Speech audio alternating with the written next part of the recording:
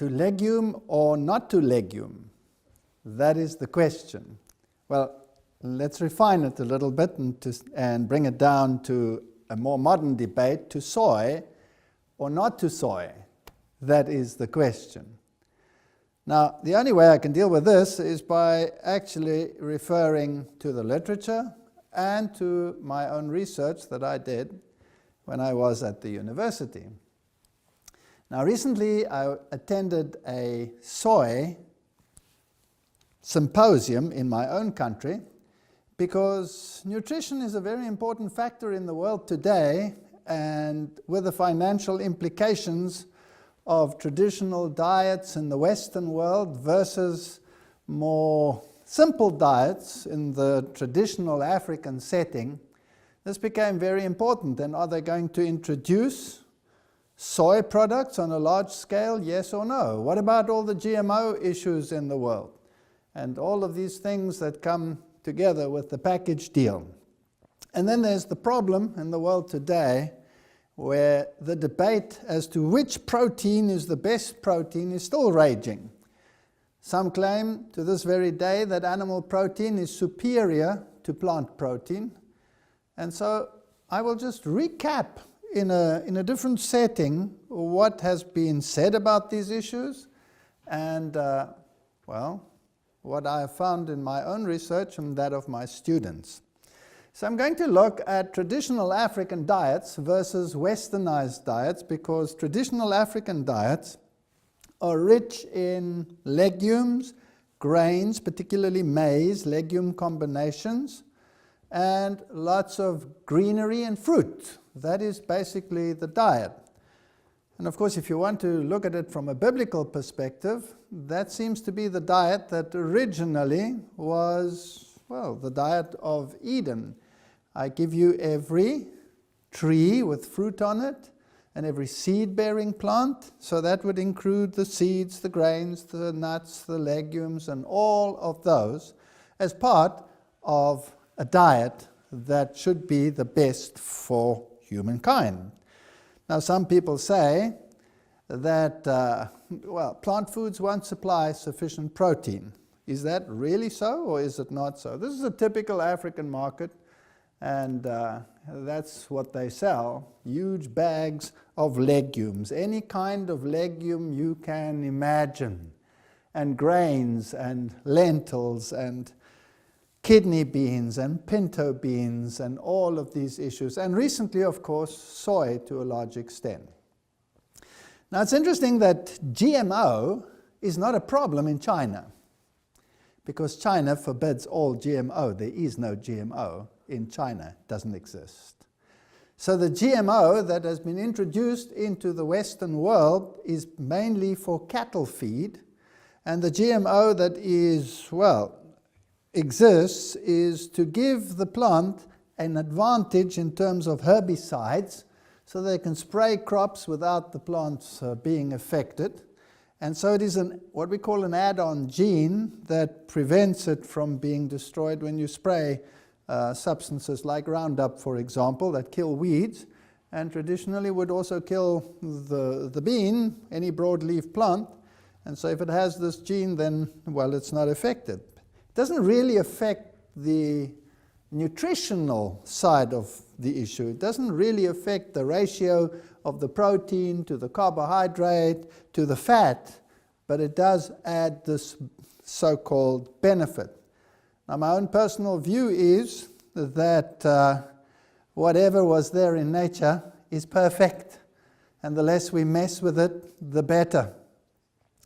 So this issue is an issue that will not go away, because cross-pollination with GMO is always a likelihood, and no matter what crop you have, you're going to get cross-pollination, but that cuts across the board.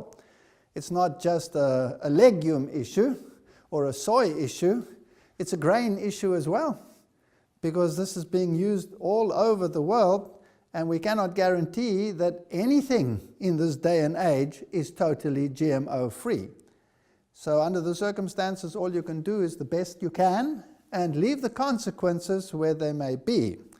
And if you have faith, you can stop eating and wait to be buried. Or you could have faith and say, having done the best I can, I leave the consequences to God, and I will eat what is best according to current understanding for my body. So when we're talking about grains and legumes in the traditional African diet, maize forms a very important component, and all of these legumes. If you move to the Western idea, then wheat and rye and all of these grains are important. If you go more into the Eastern cultures and African to some extent, then it's the rice grains that are important. And what are these combinations actually doing? And is it so that we would get a good protein and sufficient protein from these food products? Now, before I go there, let's just look at one interesting issue.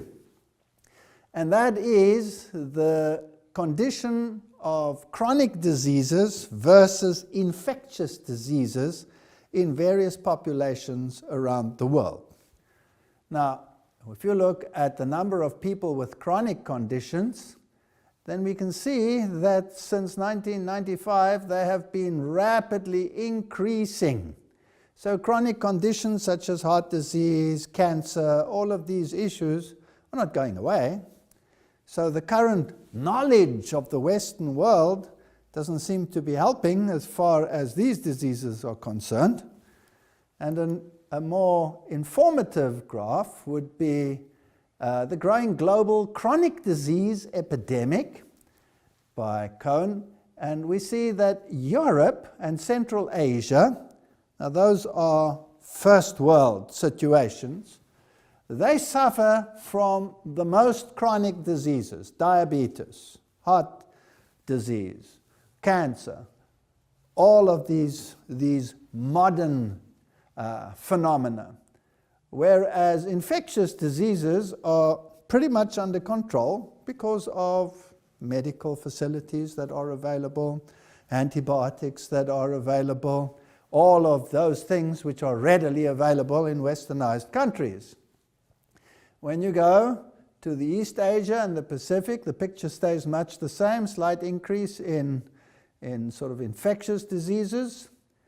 But if you go to sub-Saharan Africa, where you don't have the infrastructure, where the medical facilities are not there, chronic diseases are actually less prevalent than are infectious diseases. So it depends on your environment. But as matters improve, automatically people start changing their diet to a more Western diet, and then the chronic diseases again increase. So this is a very informative graph, that the chronic diseases in the poorer nations, where grain, legumes seem to be the most important part of the diet, that they don't get those diseases. Diabetes, cancer, cardiovascular disease, and other chronic conditions account for most deaths in rich, middle-income, and lower-middle-income countries, surpassing infectious diseases, malnutrition, and deaths of new mothers and babies combined. In low-income countries, they account for 40% of deaths, but are predicted to become the cause of more than half of all deaths. So it's increasing. Speaker at a recent symposium explained that chronic diseases are also a drain on national economies, so their spread will make it harder to win the global fight against poverty. The symposium held on so-and-so in Washington, D.C. tells us how important lifestyle is in the risk of chronic diseases. Everybody knows it's lifestyle. And everybody knows what the answer is, and what kind of food we must take, and what kind of protein we must eat. And why is it increasing if everybody is so knowledgeable on the issue? Isn't that a rather interesting question? So if we look at world breast cancer, prostate cancer in the world, we find that it is the developed countries that suffer from the most breast cancer and prostate cancer.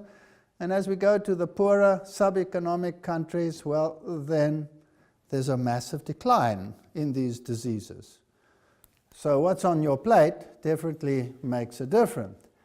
And these are not too young, but they explain an important issue which I haven't found in the modern literature of late. That there is also a difference on a racial divide.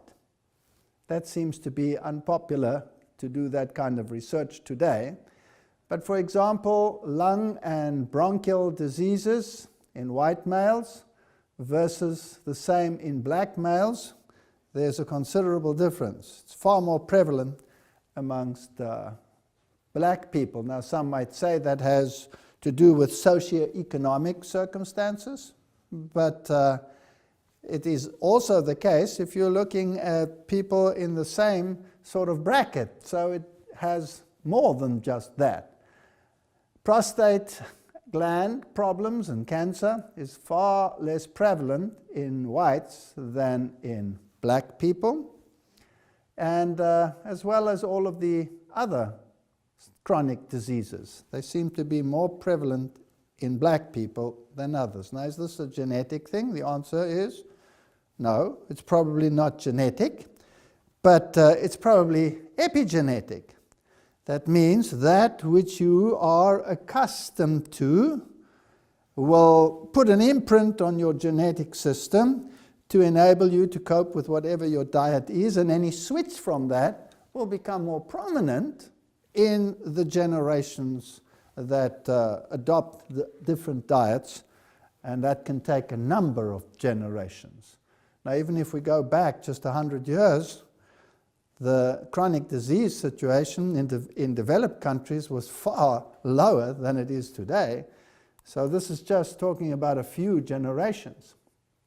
When we look at animal proteins and lymph gland cancer, again we can see that the higher the consumption of animal protein, like in the USA, New Zealand, Denmark, Canada, Switzerland, the greater the incidence of this kind of cancer. And as we go down to countries that consume more plant protein, well, then the situation changes.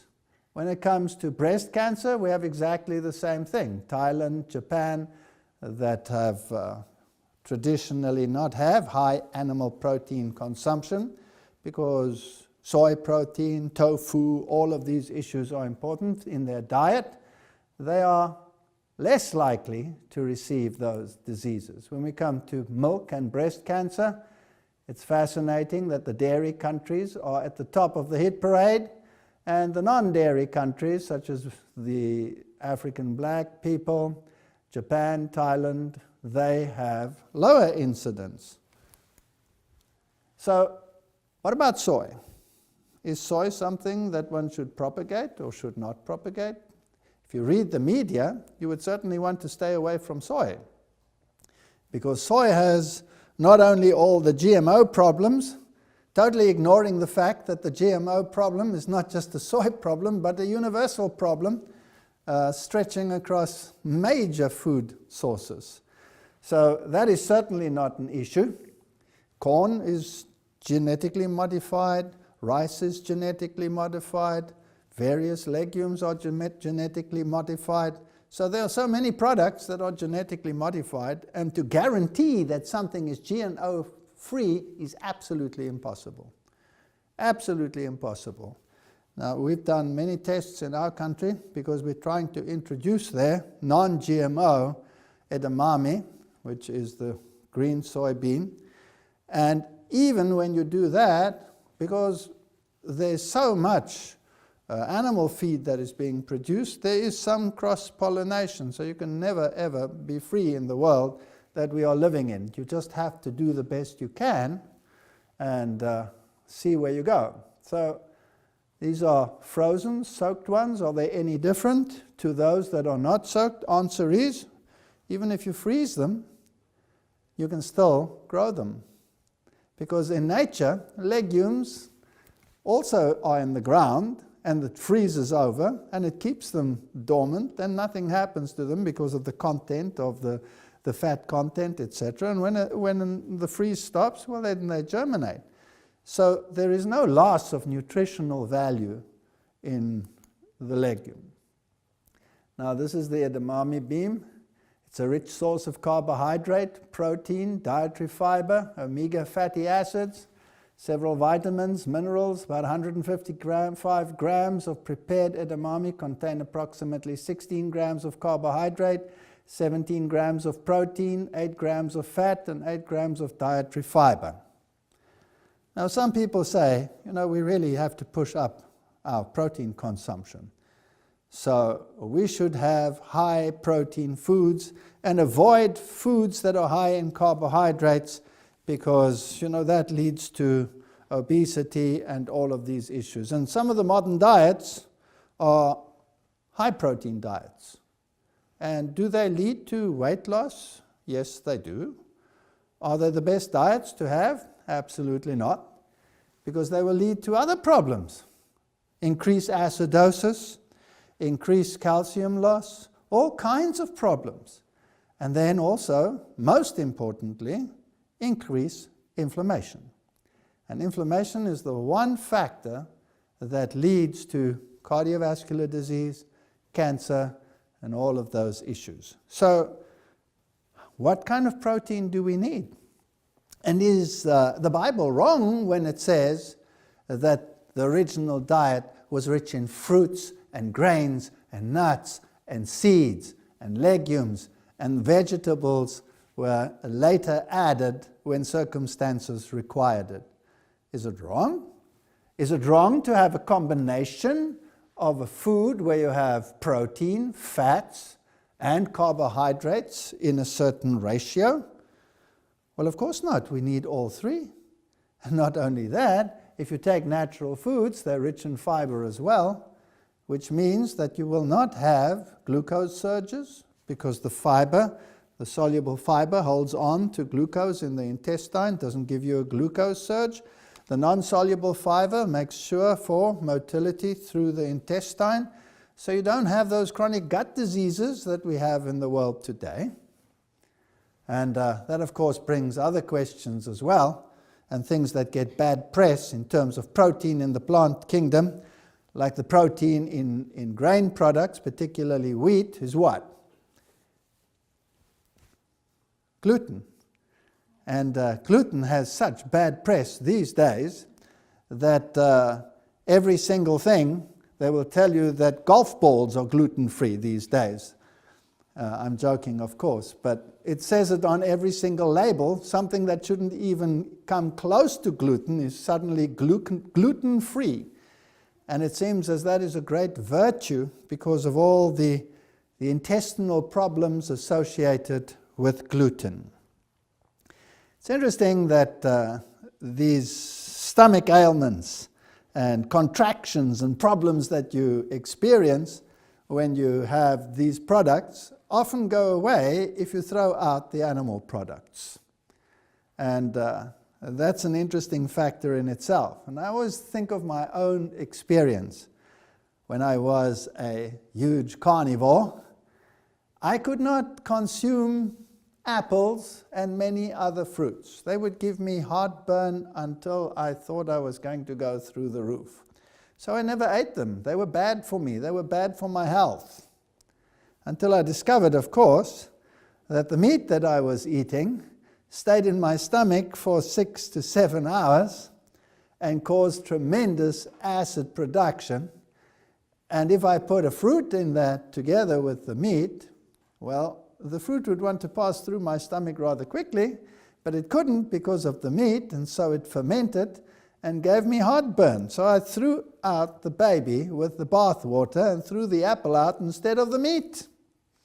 And the same, I think, applies to gluten. And we've had lots of experience with this. People that are gluten intolerant and cannot do this, yes, take it away. Get their diet normalized and put them on a proper diet, and then eventually start introducing the grains, and lo and behold, the problem doesn't exist until they go back to their bad habits, and then all of a sudden these problems reoccur. So the question I have for all of these people that propagate all of these issues is, where does the problem lie? Does it lie with the plant food, or does it lie with the animal product? Of course, it's not only rich, edamame, in the basic important food components, but it's also rich in vitamins, lots of vitamin C, vitamin K, thiamine, B2, B3, a whole list rich in zinc, magnesium. So it is a total food. And just because it is a soy product, should we eliminate it? We hear that it's rich in estrogens, because all soys are rich in estrogens. Well, soy doesn't contain estrogens, it contains phytoestrogens. And this is a typical example of ignorance exploited by the media and by other interested parties to give that which is healthy a bad press. If we look at prostate cancer death rates, we see that the lowest prostate cancer rates, we find them in China, South Korea, Japan, and when we go to the UK, Australia, and the USA, well, there's a massive increase. So what's the problem? Is it a genetic problem? Well, you cannot get a more multicultural society than the USA, for example, and yet, across all the racial divides, we have this massive increase. So it's dietary related. And what is the problem? Well, in this case, I'm convinced that it is dairy related. Now, one of the key researchers in phytoestrogen research was Nobel laureate Dr. Kenneth Setchell, and he started this whole ball rolling regarding the phytochemicals that occur in plant foods. That's why it's called a phytochemical. It means it comes from plants. And one of the chemicals, of course, is phytoestrogen. So called because it has estrogenic effects, but not in the sense of feminization.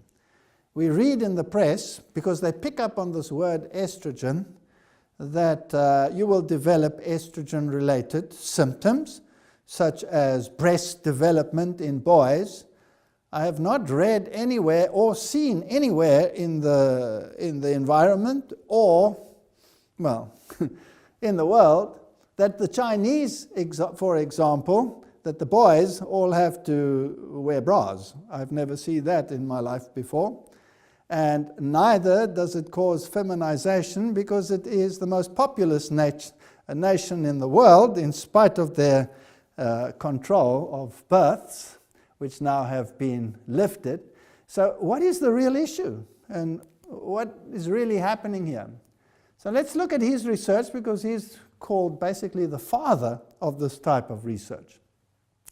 20 years ago, he wrote, already in the 90s, nobody had heard of phytoestrogen. What intrigued us in the late 70s was our discovery that if soy foods or linseeds are eaten, the concentration of phytoestrogen in blood soars. We then went to show that people who regularly eat these foods, like Asians, vegetarians, have huge levels of phytoestrogens in their body. And guess what? What does the modern media say about this? Bad news, bad news. And the health fraternity says, good news, good news. Now, who are you going to believe? The press? Or are you going to believe what some of these scientists did, even in the early 80s? These people do not suffer the ravages of the common diseases that kill Westerners. In two landmark scientific publications in the early 80s, we proposed that phytoestrogen offered a clue to healthy living.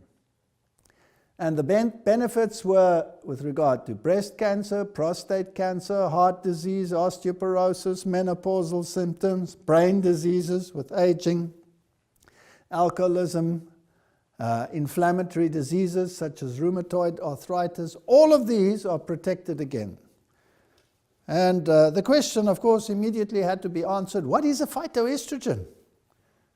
And if people would understand the difference between an estrogen and a phytoestrogen, they wouldn't fall into this popular press advocating the exact opposite effects of what they actually bring.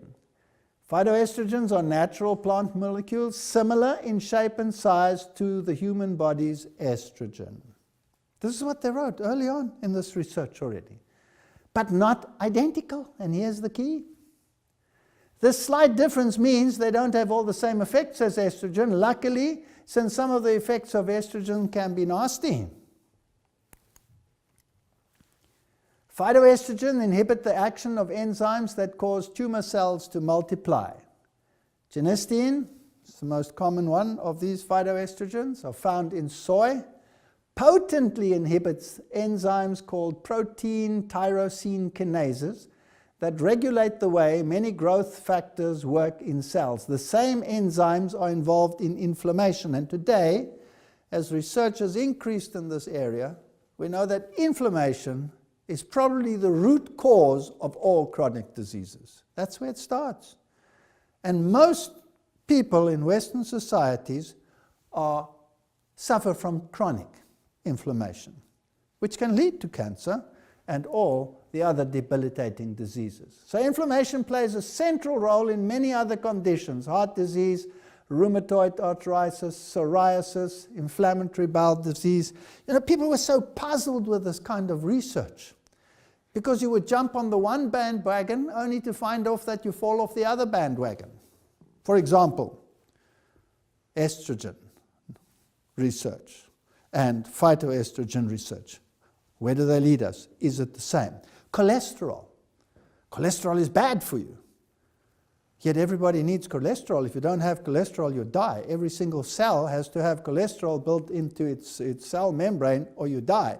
No cholesterol, you're dead. So cholesterol can't be bad. The body produces its own cholesterol. So then they started finding out the ratio of high-density lipoprotein versus low-density lipoprotein. That's where the problem lies. But some people consume vast amounts of cholesterol in eggs and other things and don't have any problems. They're very active. Many people, like very active people like loggers, for example, they don't develop these problems. So there's another aspect here, which is physical exercise.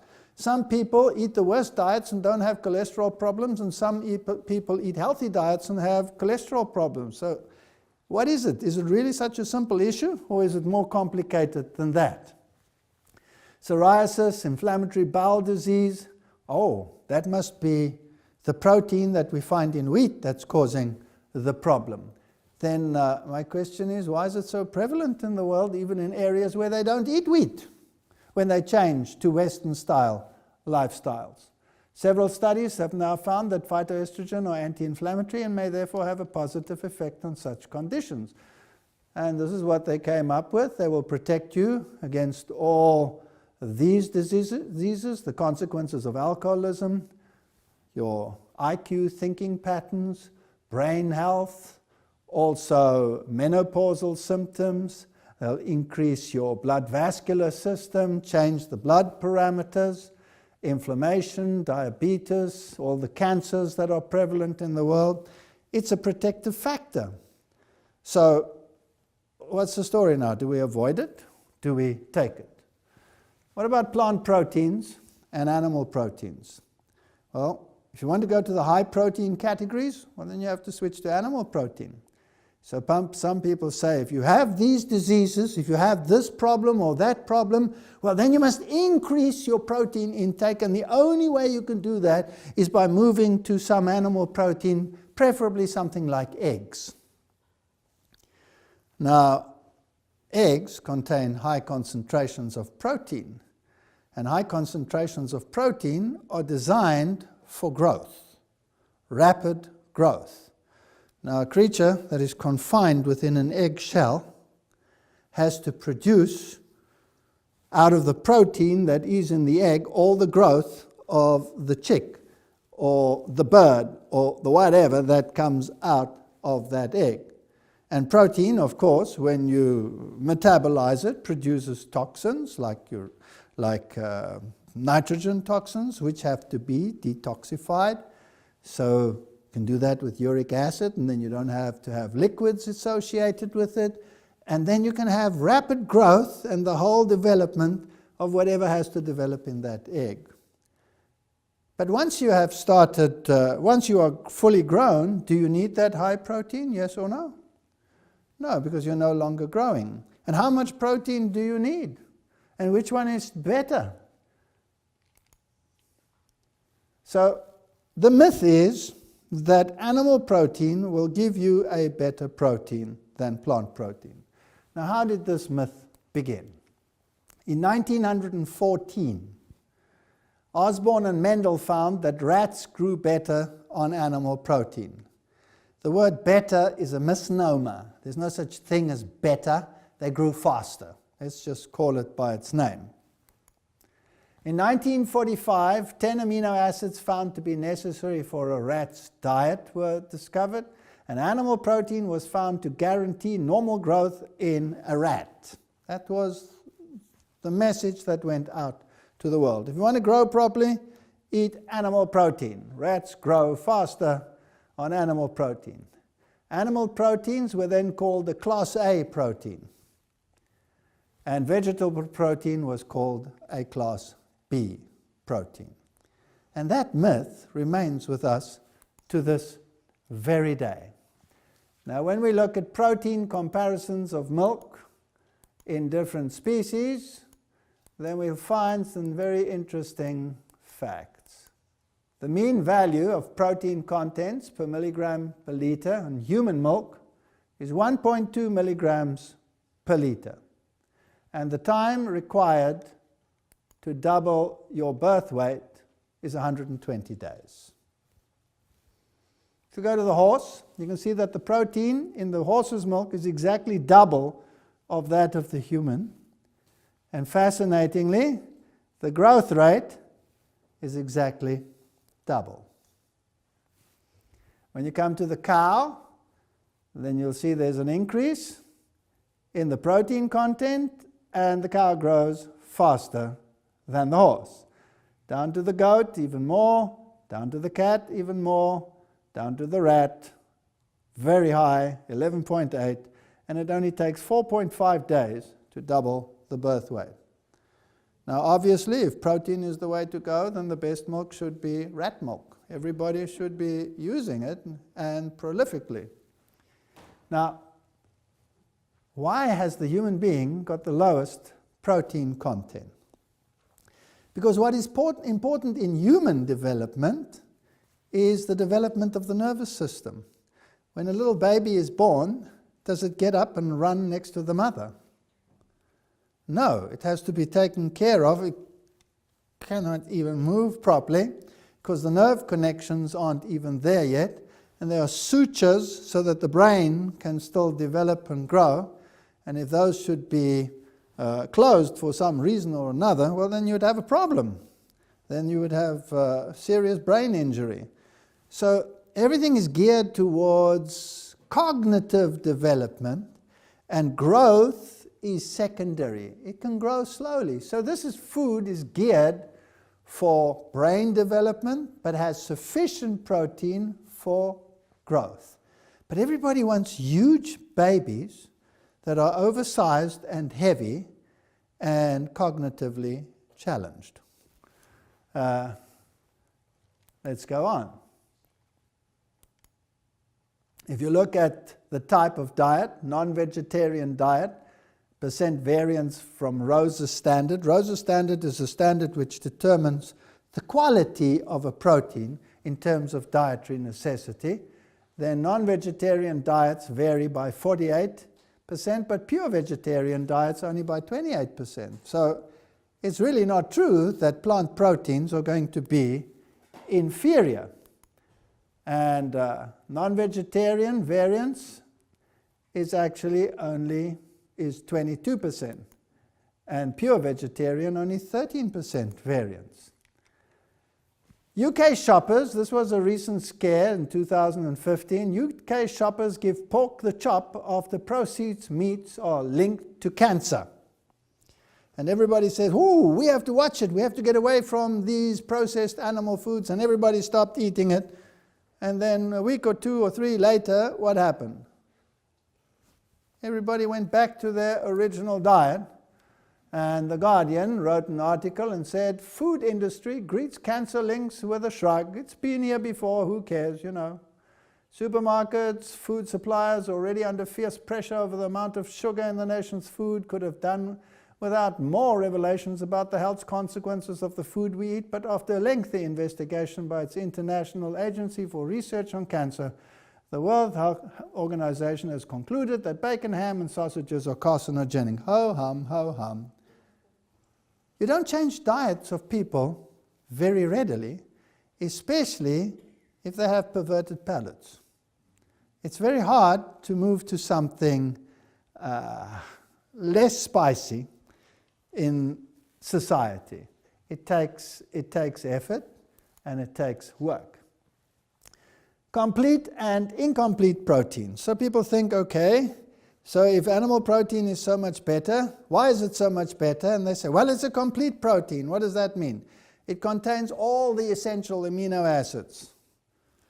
And those that are incomplete, well, they contain lower levels of some of the essential amino acids. Now, what is an essential amino acid?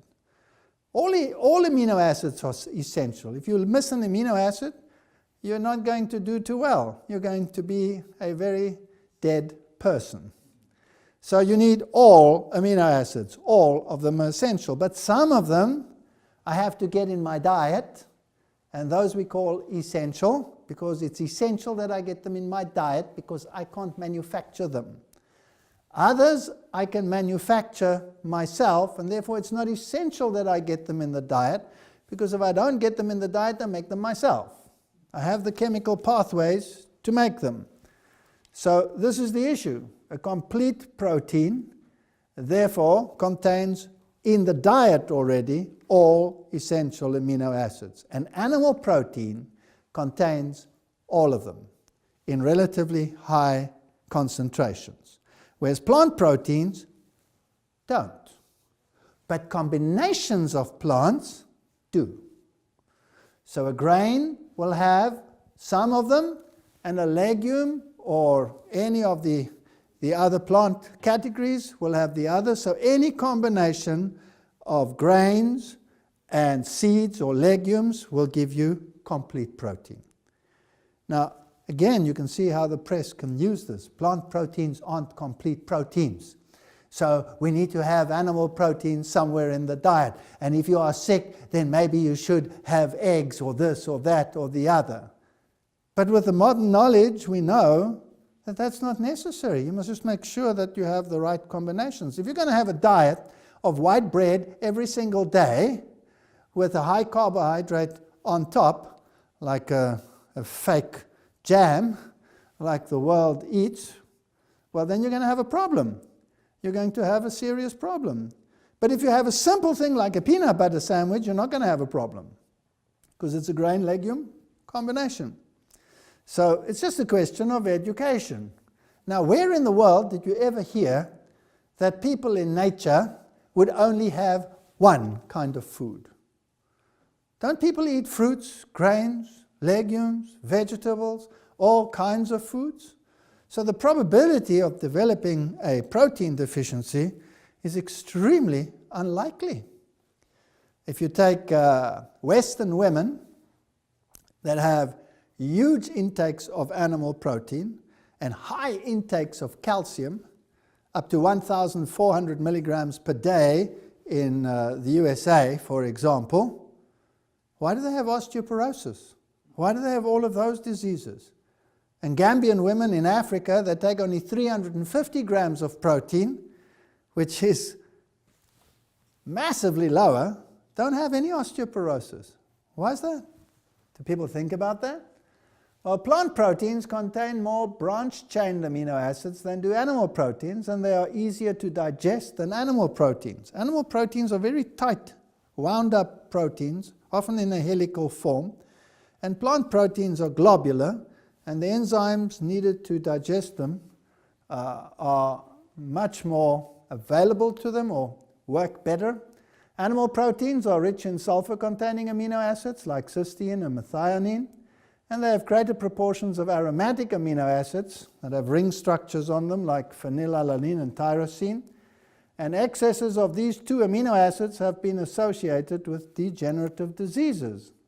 So amino acids look different. They all have one thing in common.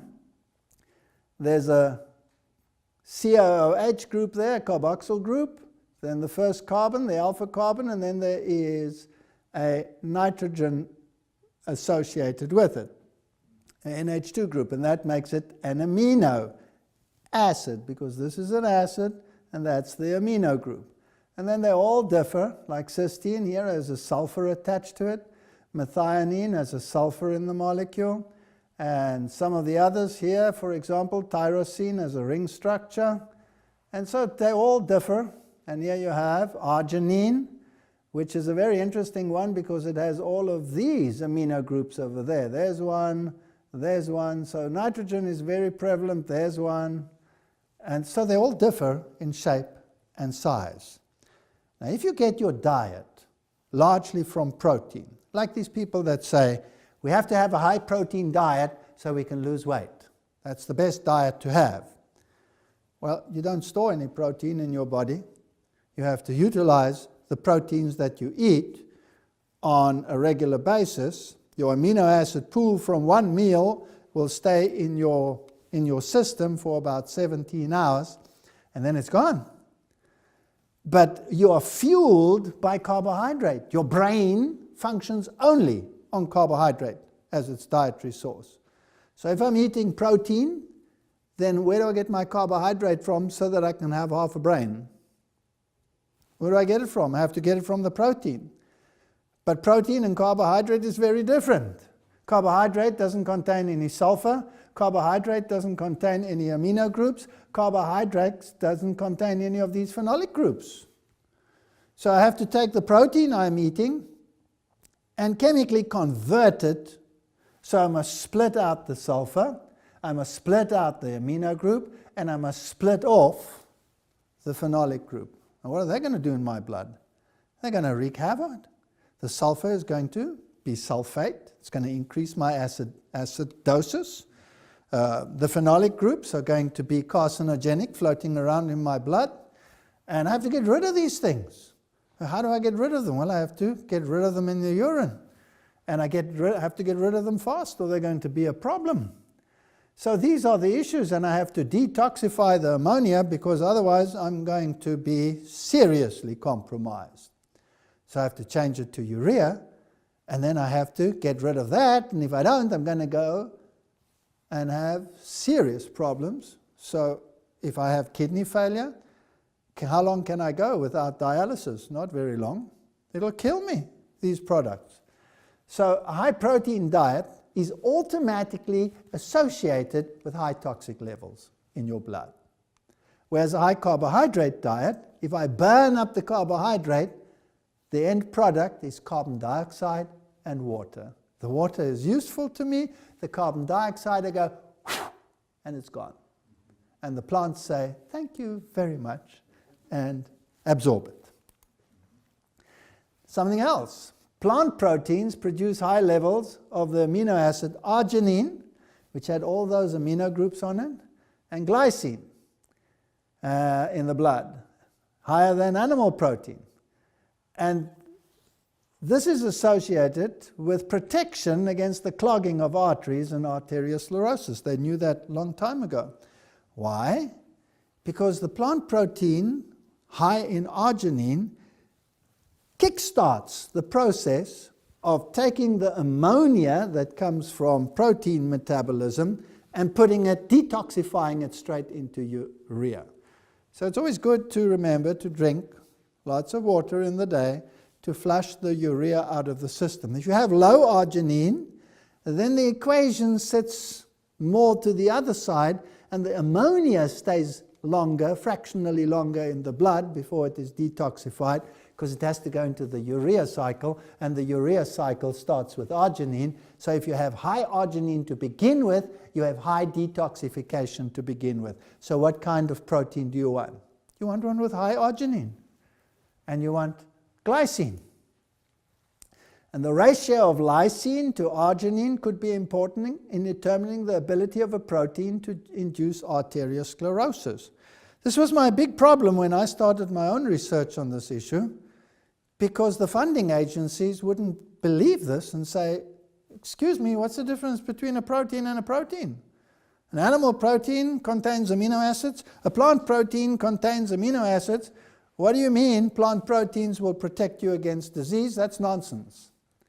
So you first had to prove this by many, many different ways and experiments in order to get the funding, to get the ball rolling at all. So this was very difficult in the early age. And then these phenols, these ring structures, have been implicated as promoters of bowel cancer, and ammonia increases cell proliferation, so that's colon cancer. You want to get rid of these things quickly. So here's the summary. You want arginine and glycine in your blood to be high. And you want enough lysine to cope with whatever else your body's need is. Then the question arose, how much protein? And the idea, of course, is the more the better. And what do these modern people in the gyms, what is their philosophy as to how to grow abnormally? High protein, high protein. And what is the protein that they use largely? Casein, which is dairy protein. And they have such problems with their health, especially in terms of respiratory diseases, that it is amazing that they haven't figured out what the problem is. So many years ago already, the World Health Organization issued a directive where they said that an adult, human being, only needs 0.75 grams per kilogram body mass per day, which would mean that 40 to 50 grams of protein per day for a female is ample, and 50 to 60 grams in a male is ample to supply all your needs. Now the average Westerner consumes 350 grams of protein per day. That's 300 grams more than he needs. So what's he going to do with it?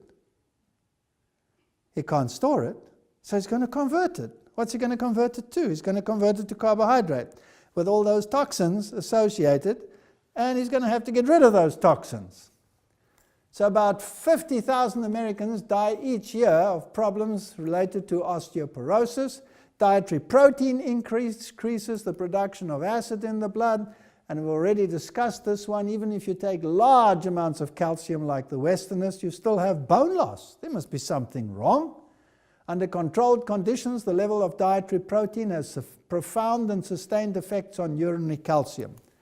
Today there are all kinds of theories to get rid of these arguments. So what's the relationship between calcium and hip fracture? Just have a look at it. The top countries in the world, in fact, they're off the graph. They're off the charts. They're not even on the graph. They're so high. Norway and Sweden have the highest rate of hip fracture, followed by Denmark, United States, New Zealand, and all of those countries.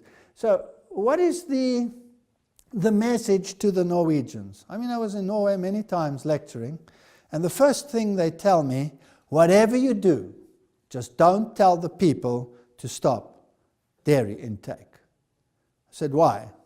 Well, that's our diet, and we don't want to change. I said, okay, that's fine, stay sick. Norway, why has it got the highest rate of osteoporosis? And what is the solution? More dairy. Because dairy contains calcium. That's why they're off the chart. They're not even on their chart. They're so high up. And if I had to put this in perspective on a normal graph, you wouldn't even be able to see it. And already early on, they knew that a high ratio of dietary animal to vegetable protein increases bone loss, and that women are 4 times more liable to have this problem. Now, this was my own research, and I can only base what I believe on the literature in this regard and on my own research. Now let me tell you that the research and the literature which you consult is not what filters through to the media. What you get in the media is the hype of popular thinking. You don't get published in the newspapers, journal publications on these issues. You're getting what Joe Schmo and Joe Blow believes on the issue, or what the dairy industry thinks of the soy industry, or what the soy industry thinks of the dairy industry, and never this war will stop because it has financial implications. So what does my own research reveal? I know I've shared this. I'm going to share it in a little bit more detail today to show you what we found. And it is irrefutable. And if someone wants to doubt it, they can go and check these publications.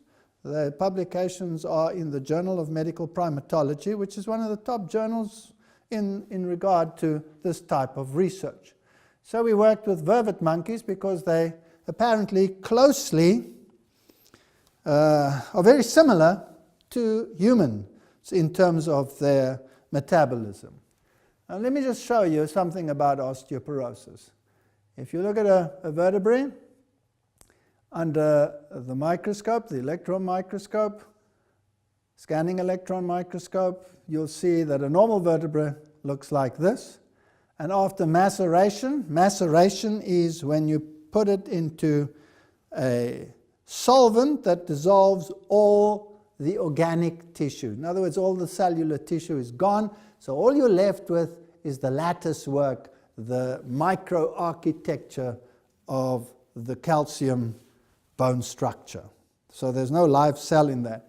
So a normal vertebrae shows a beautiful lattice work, a scaffolding of calcium upon which you stand.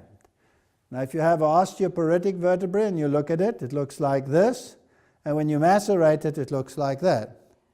Now if you're going to stand on a scaffolding, on a high building, which one would you prefer? One that looks as solid as that, or one that looks as weak as this? So obviously there's a problem here. So we're looking at microarchitecture. You cannot just look at something like density. You cannot just take a bone and measure the density. Because if you were to measure a bird bone, you would have a very low density, but you would have incredible strength. Have you seen big birds like that walk on matchsticks? And they land on them at high speed. If they were weak, what would happen to them? They should just shatter, and it doesn't happen. So bone strength is not just how dense is the bone. It's how strong is the lattice work. And that has to do with microarchitecture. And this is what often confuses the issue in the world out there. All right, so what did we do? We wanted to compare what the African nations used to eat, which was a grain-legume diet. Maize and a legume. That's what they ate. And this is what has bad press in the world today, especially if that legume happens to be soy. So, here we're looking at urine production of monkeys on milk and maize legume diet. So we put them on a maize legume diet, and the other one we put on a milk solid diet. Now let me put that into perspective.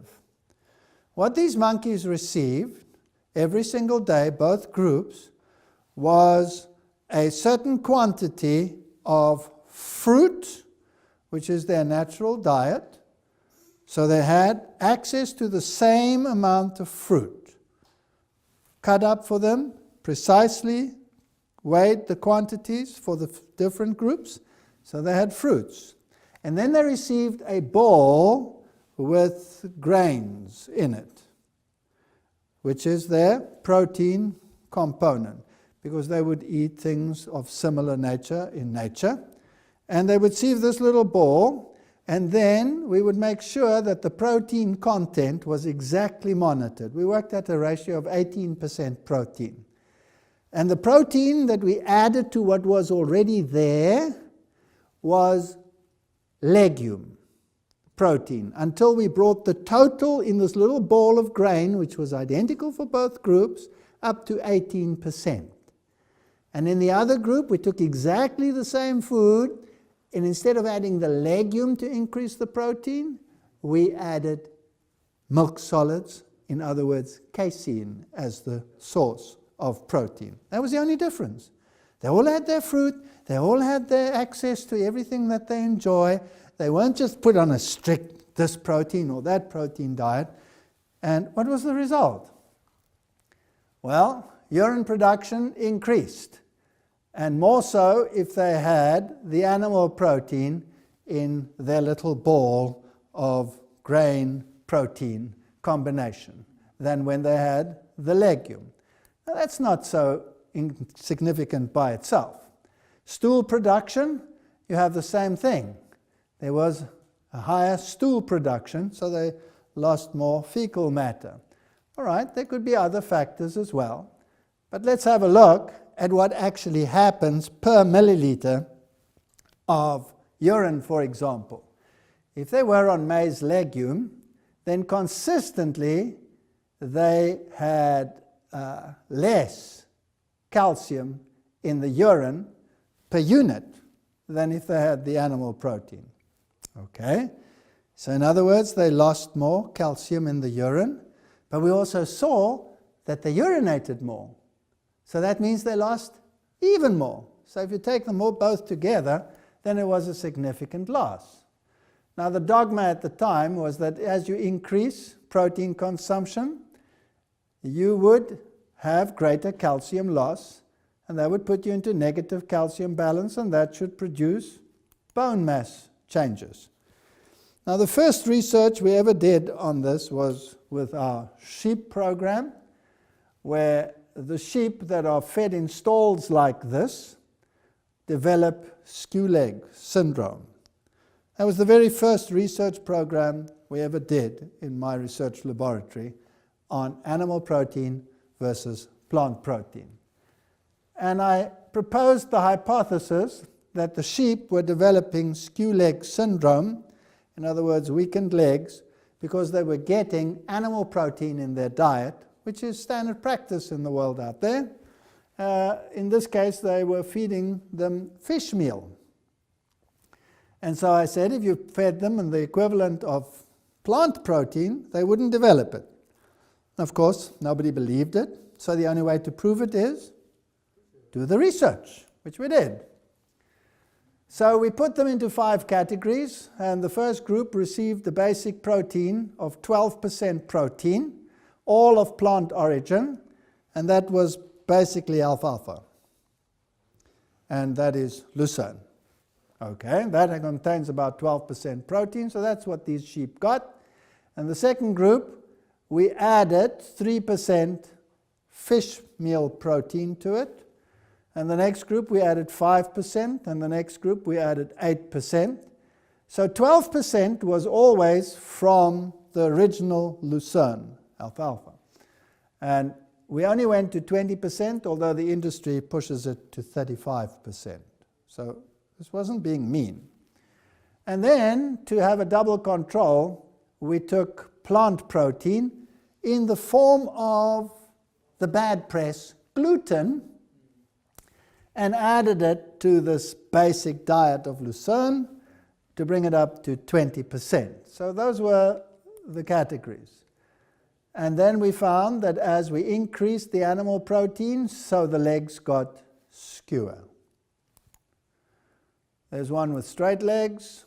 There's one that received 5% animal protein. You can see the deformity in the feet and the skewness of the leg. And there's one that received the 8% animal protein. It's pretty devastating. But statistically, over the whole group, there was a significant difference between those that received plant protein and animal protein. Now we wanted to know what's happening in the legs. These legs are pretty deformed.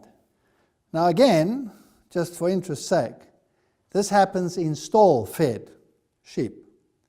If you let that same sheep run around outside and you give it the same bad diet, it won't develop, because movement also plays a role, and you develop stronger legs if you have, movement.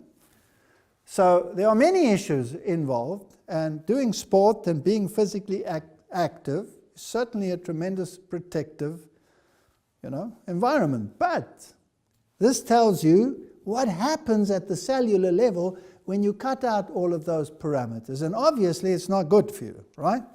Must be bad for the sheep. So we took x-rays. Do these bones look fractured? Are they seriously compromised under x-ray criteria? Answer no. They actually look okay. They just skew. Why? Because they're weak. Because the animal grows quickly, because that's what they want, and the weight is too great for the leg, the strength doesn't develop, so it just buckles. And the same happens in all animals that are fed like that. And when you look at little babies that are fed high protein diets of an animal protein nature, you often see that they have these bowed legs. And when they start running around a lot and the exercise kicks in, well, then it improves. But it's obviously a problem. So here are our beautiful sheep, some with straight legs, some with terrible legs, like this one. This is just an example from the whole group. We looked at the calcium to phosphorus ratio in the bone and found whether we use the cannon bone, whether we use the rib, or whether we use the vertebra, we found that the ratio of calcium to phosphorus actually declines in the bone. So that means the way in which the bone is built up of calcium and phosphorus differs. Now, phosphorus actually makes the bone quite dense. So if calcium gets lower and phosphorus gets higher, you could actually get quite a high density and still have a weak bone. So it's not always true that density will tell you what's going on in a bone. So that was quite fascinating.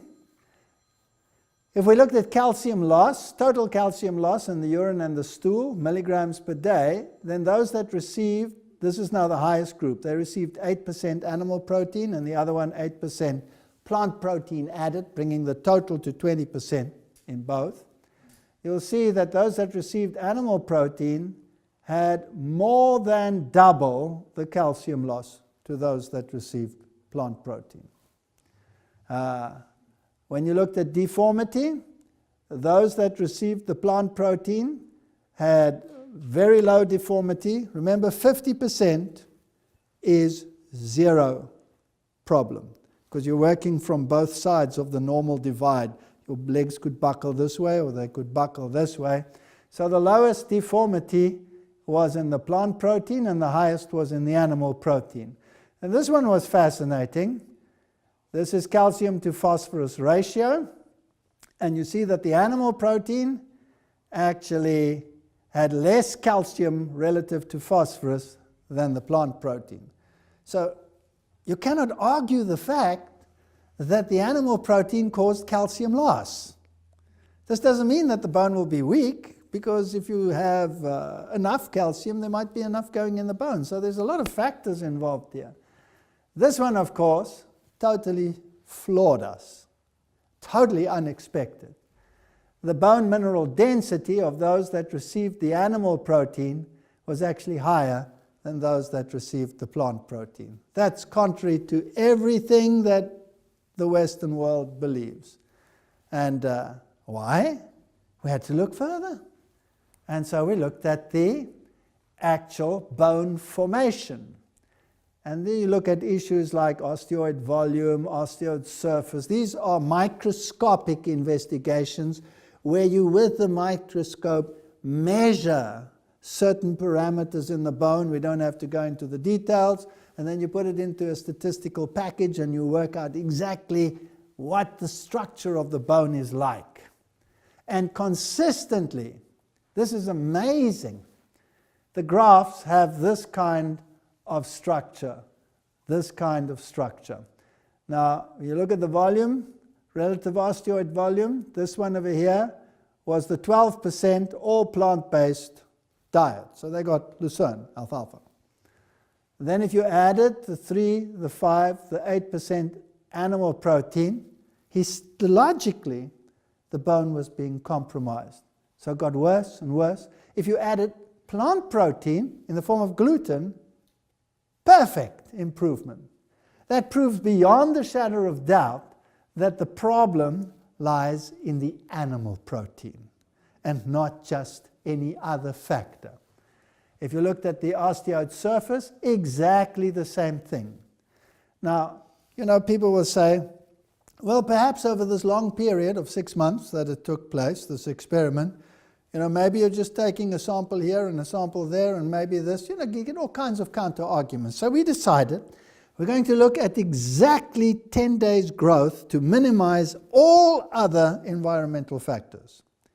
And the way you do that is you inject something that actually marks the bone. And tetracycline, if you inject that into the animals, just an amino acid, actually puts a label in the bone that you can see under the microscope under fluorescent light. And then 10 days later, we'd give the same injection, and in between you would have exactly 10 days growth. So that cuts out any environmental factor, and every animal you're looking at the exact same time, 10 days growth. And this is magnificent. 12% plant protein, perfect bone structure. When you go to plus 3% animal protein, worse. 5%, even worse. 8%, disastrous. Add 8% gluten, even improves over the 12%. So plant protein does what? Improves the microarchitecture of your bone. That's what it does. Gives you a stronger bone. Bottom line, take it or leave it. Primate unit. What about the other parameters? Not just the bone parameters. What about cardiovascular disease? Well, the current theory is that milk is implicated in high cholesterol levels. LDH is normally high. That's your bad cholesterol. HDL should be low, etc., etc. So let's have a look at these same monkeys, and you can see these are highly significant differences. If you looked at the diet that was associated with the dairy protein as opposed to the legume, then what you find, and yes, the legume that we used over here was the common kidney bean that is eaten by the African nation, largely. Then you find exactly the same thing. Total cholesterol was always higher in those that received the animal protein. Always. Statistically higher. All right, which one was it? LDL? Again, you see that the Western diet consistently gives you a higher LDL level, which is bad cholesterol. If you look at the ratio HDL-LDL, you want HDL to be high relative to LDL. Consistently, you had the same thing. The maize legume gave you consistently the better ratio. All right? Now, the proof of the pudding, as they say, is always in the eating. Now, these experiments ran over a 6-month period. In other words, you're taking monkeys that are all on exactly the same diet, and then you're putting them in the group, and then over a 6-month period, you are measuring what is happening. And at the end of the process, this is exactly the same portion of the main artery in the body, the aorta, the main artery. This is the one that received the maize legume diet. It's a squeaky clean artery. They are this little side blood vessels. They are absolutely beautiful. They're open, no clogging whatsoever. After just a few weeks upon this diet, this is what the others looked like that received the dairy. Look at that cholesterol deposit. Look at those blood vessels totally clogged. It's a total disaster. Would you want vessels like that? So, beyond a shadow of doubt, your cardiovascular system is compromised. Okay, let's make sure. Let's have a look at it histologically. Here is the monkeys that received the grain legume diet. No cholesterol deposit. There you can see the muscular tissue, perfect elastic blood vessels. Look at that cholesterol deposition in those that received the dairy. Horrendous. But even worse, we found these structures in the blood vessel, in the walls of the blood vessels. And when we analyzed them, we found that they were calcium. In other words, there was so much calcium loss, the kidneys couldn't cope with it. And so they deposit it in the blood vessels. And this makes the blood vessel brittle. And that leads to blood pressure increases, risks of aneurysms, etc., strokes increase. What about immune system? What about the lymphocyte count? This is very important today in research when it comes to AIDS. How active is your immune system? And invariably again, the diet of grain legume gave you far better immunocapacity than when you were on the other diet. Platelet count, exactly the same thing. Red blood cell count, if they were on the Western diet, they had higher concentrations of red blood cells. Now, isn't that a good thing? Whereas here they had lower ones. Now, the red blood cells were far more if they received the Western diet. And you ask yourself a question, why? Why? Now, if you have a high fat content like dairy, then the red blood corpuscles tend to stick together. Now, imagine that my hand is the surface of the red blood corpuscle. It has two surfaces, right? And that's where your oxygen exchange takes place. Now, here's another one. If I put them together, what have I done to the surfaces? I've reduced them by half. So how do I get more oxygen? Well, I have to increase the number of red blood cells to get more oxygen. But what does that do?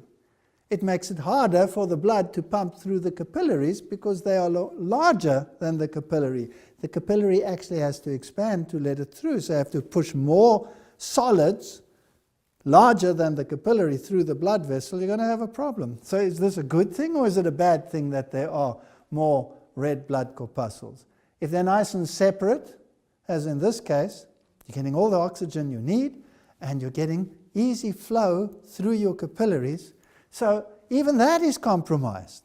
All right, so some people started saying to us, excuse me, we all know that sheep and monkeys are vegetarians. So you're being compromised on this issue. What about some other animals? So we repeated it. We repeated it on the rabbits. We repeated it on rodents. And we repeated it on canines. So that you have the whole spectrum. Now, I'm not going to show all the researchers, but what happened when we did the same to a rabbit? Exactly the same. In this case, now, we decided to switch to soy. And by the way, in those days, in our early research, the GMO question was not really there, so this was probably largely contaminated GMO soy. But what was the result? Arginine levels? Well, 18%, so we gave the same amount of protein. When they had soy, the arginine levels were considerably higher than when they received the casein as their protein source. When we looked at glycine, soy gave the higher glycine levels than the milk solids. So that's the ones that you want. Now, where do you find arginine in the foods? Black walnuts, half a cup will give you 2.3 grams. Baby lima beans will give you 2.4 grams per cup. Red kidney beans will give you 2.6. Garbanzo beans 3.6. Lentils 4.2. Soybeans 5.3. Pumpkins 6.2. You want to have those seeds in your diet. These are foods that will give it to you. And if you look at the pH, in other words, the acidity, you'll see that as soon as we gave the animal protein, the urine was more acid, showing that it produces an acid system. Okay, this is the fecal wet mass. When these rabbits received casein, they had dry fecal pellets. When they received soy, they had wet fecal pellets. In other words, it was easier to pass the stool. And when you look at the calcium, it's the same thing.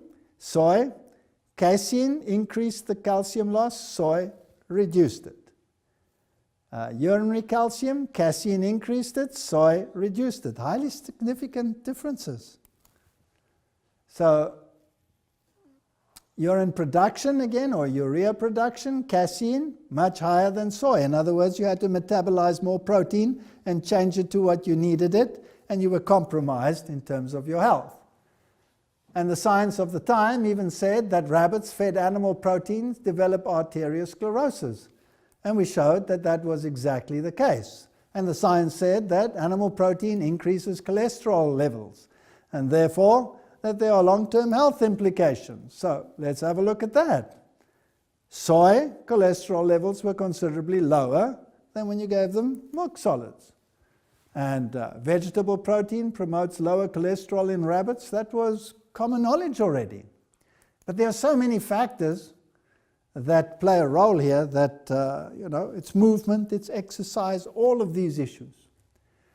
And this is a very interesting graph because this is the 10 animal proteins that cause high cholesterol in rabbits. Egg yolk causes the highest. Skim milk protein, second highest. Turkey, casein.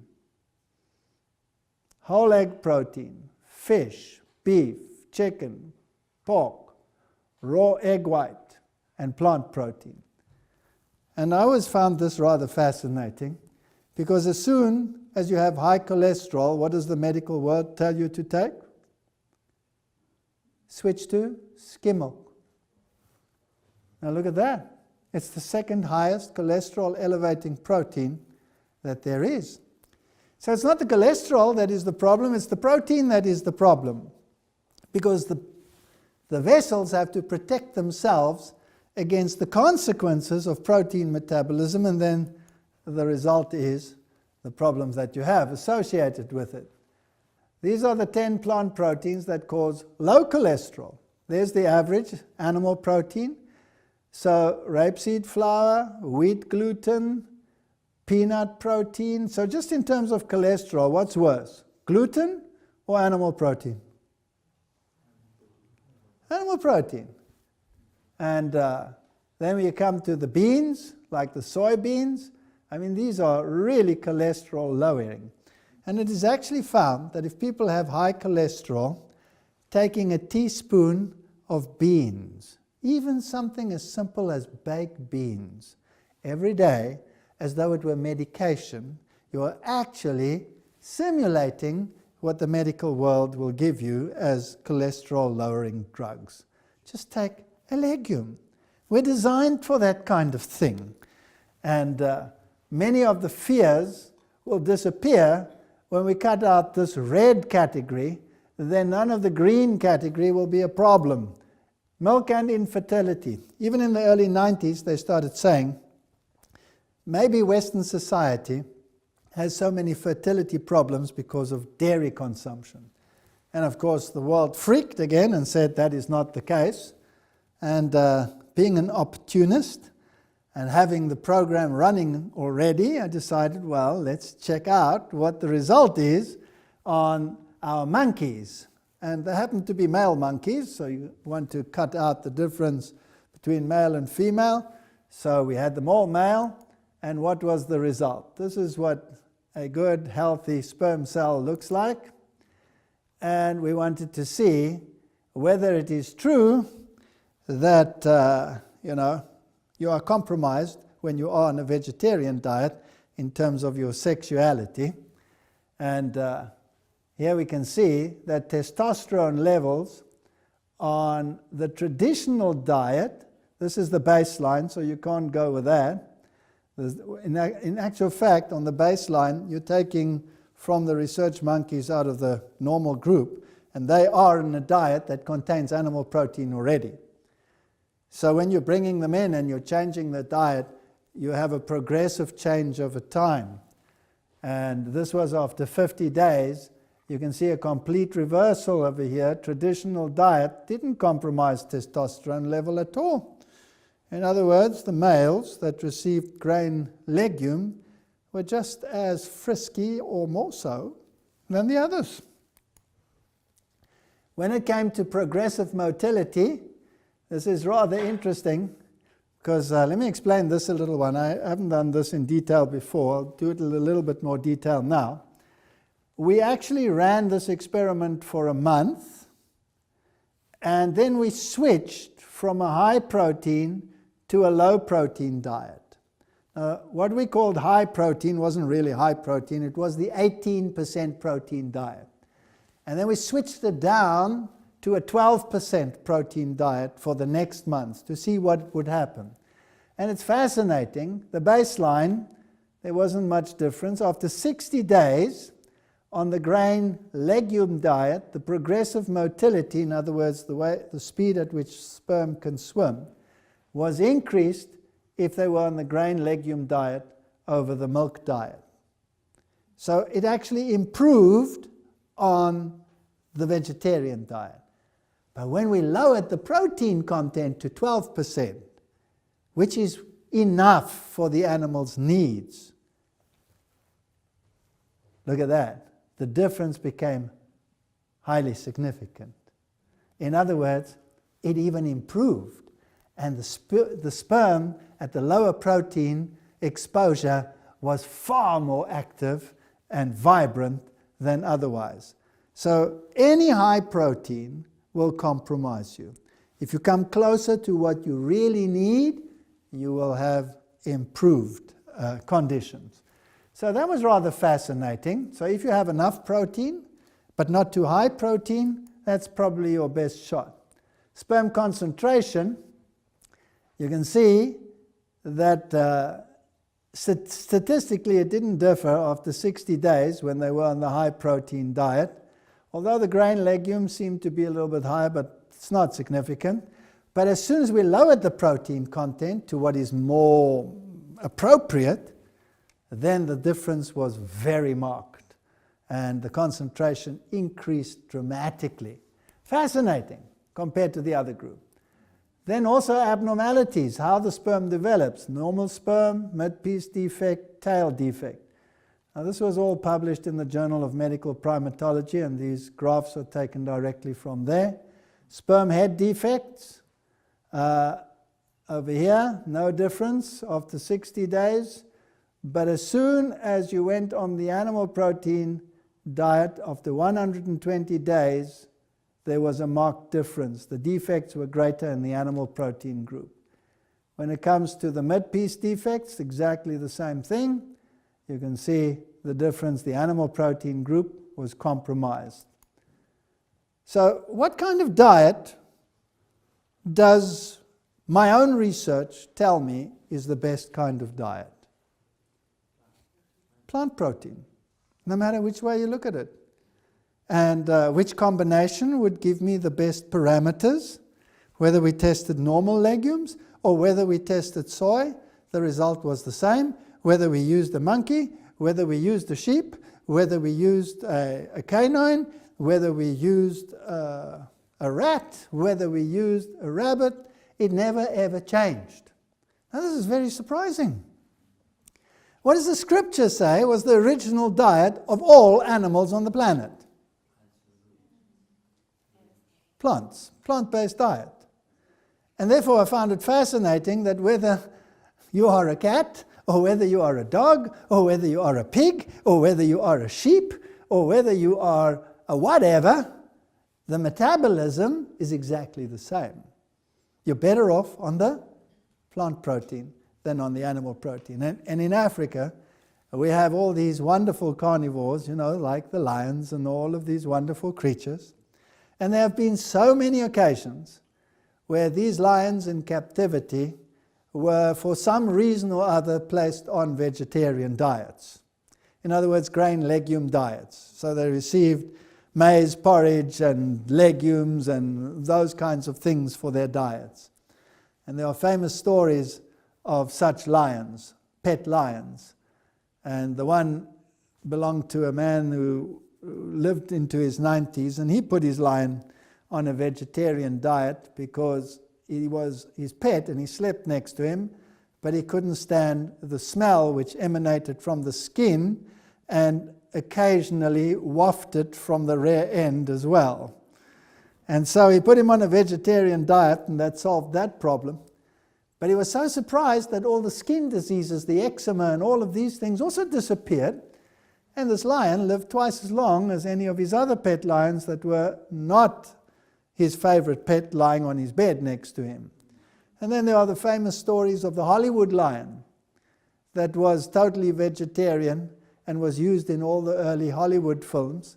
And it was such a gentle lion and was popular. And they had all these movies, of the lion and all of these things. And he was such a tame animal. And the first time they gave him meat, he died.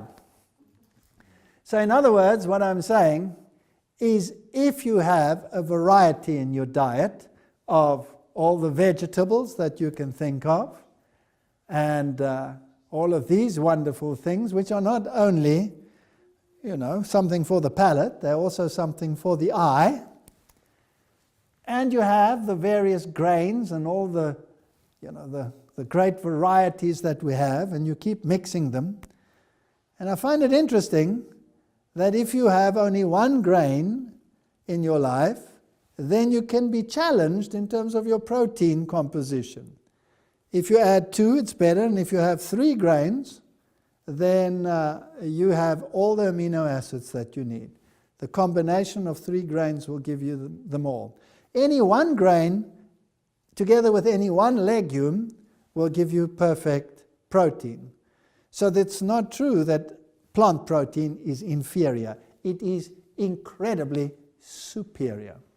So any combination of these, and we must start learning to utilize different things. Mankind is so used to being either wheat-orientated or rice-orientated. And if you look at the Bible, even when there were plagues, the harvest that was always protected was the barley harvest, the wheat harvest, and the rye harvest, because those were basic foods. And if you read the stories of the Bible, from Boaz all the way through the stories that Jesus used, you'll see that the wheat harvest, the barley harvest, and all of these harvests are prominent in these stories. Today, these are the foods that you must avoid because they cause problems. No, they only cause problems if they're eaten in conjunction with animal protein. And we're always throwing the baby out instead of the dirty bath water. Fruit. Should we consume fruit? Fruit is rich in carbohydrates. Some people say fruit should therefore not be consumed. We need more protein foods. We don't need more protein foods. Even a growing child doesn't need that higher protein. 1 gram of protein per kilogram body mass is sufficient. And any diet which contains a grain and a legume will provide that for any growing kid. And fruit is rich in carbohydrate, but it's rich in soluble fiber, and it's rich in non-soluble fiber. It is the absolute perfect energy food which cannot possibly make you fat. And if we look at the beautiful varieties out there in the world, surely there's an abundance to choose from everything that pleases the eye and provides what is necessary. And I believe that the diet that we find originally in the Bible and the diet that will be in the future, because the Bible says that the lion will eat the same kind of food as the other animals, like the ox, for example, they'll all go back to that kind of diet. And my own research has shown, beyond the shadow of doubt, that legumes, whether they are soy or whether they are not, definitely prove that all blood parameters are improved and structural parameters are improved if you stick to the plant-based protein. And for me, that is conclusive. And I hope for the listener as well. Thank you.